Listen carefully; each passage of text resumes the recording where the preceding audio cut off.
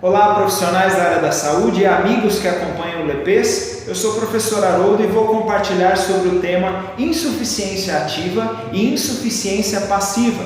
Um tema que gera muita discussão na área da saúde, principalmente na ortopedia, e muitos profissionais não compreenderam ainda qual é a definição correta. Aquela definição de livro às vezes traz um pouco de implicação para a transferência para a prática. Então vamos lembrar primeiro que o músculo ele tem uma curva de potencial de produção de força. O músculo, quando muito alongado, ele perde, não tem tanto acoplamento de miofilamentos de actina e miosina. Isso faz com que ele não tenha muita produção de força. Assim como quando ele chega muito próximo da sua contração final, esse acoplamento já está no máximo. É como se não tivesse como mais ajudar na produção de força. Então a produção de força também cai no final do arco de movimento. Ou seja, no meio do caminho nós temos o comprimento-tensão ideal para a produção de força. No caso da mesa flexora, nós temos aqui um modelo anatômico deitado em decúbito ventral para ajudar na explicação,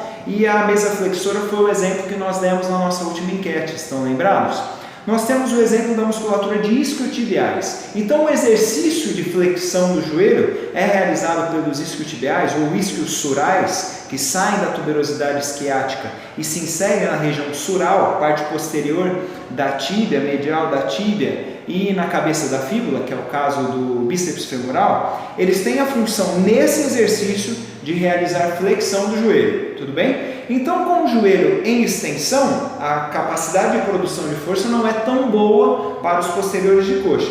E quando já está na flexão máxima do joelho, ou próximo da flexão máxima, esse músculo também não tem muita capacidade de produção de força. Então, qual é uma estratégia que acontece? Como ele perde suficiência, ou seja, capacidade de produzir força, ele entra em insuficiência ativa. A musculatura agonista passou do ponto ótimo de produção de força. E como essa musculatura se origina na tuberosidade isquiática, as pessoas tendem a promover um tilt anterior ou uma anteversão, o que afastaria um pouco mais essa tuberosidade isquiática e ganharia então comprimento e tensão para a pessoa conseguir flexionar um pouquinho mais o joelho. Então é por isso que algumas pessoas fazem o movimento de tilt anterior da pelve para compensar o movimento. O grande problema disso é que sobrecarrega todas as articulações da nossa coluna lombar. Tudo bem? Bom, o segundo caso então, esse primeiro é a insuficiência ativa, a musculatura agonista perde a força devido ao acoplamento dos miofilamentos de actina e miosina. Nós temos um grupo muscular que se alonga enquanto eu estou realizando a flexão do joelho. E não é o quadríceps, é somente o reto femoral do quadríceps, certo? Por quê? Ele é o único músculo que é biarticular do quadríceps. O vasto medial, lateral e intermédio, eles não passam da articulação do quadril. Então eles não têm interferência sobre o quadril. Então quando eu vou flexionando o joelho e eu sinto o alongamento nessa parte anterior, entre o fêmur e a região do quadril, eu estou alongando o reto femoral. Então vamos comigo. Se durante o exercício eu até tenho força para produzir a flexão de joelho, mas o meu reto femoral encontra-se encurtado, ele quer puxar a sua origem, ou seja, a espinha ilíaca anterior e inferior, para baixo. Ele promove também o tilt anterior para compensar o movimento, porque está faltando flexibilidade. Então, no caso da produção de força da mesa flexora, a insuficiência passiva, ou seja, a capacidade de ceder ao movimento do reto femoral está limitada porque ele está encurtado.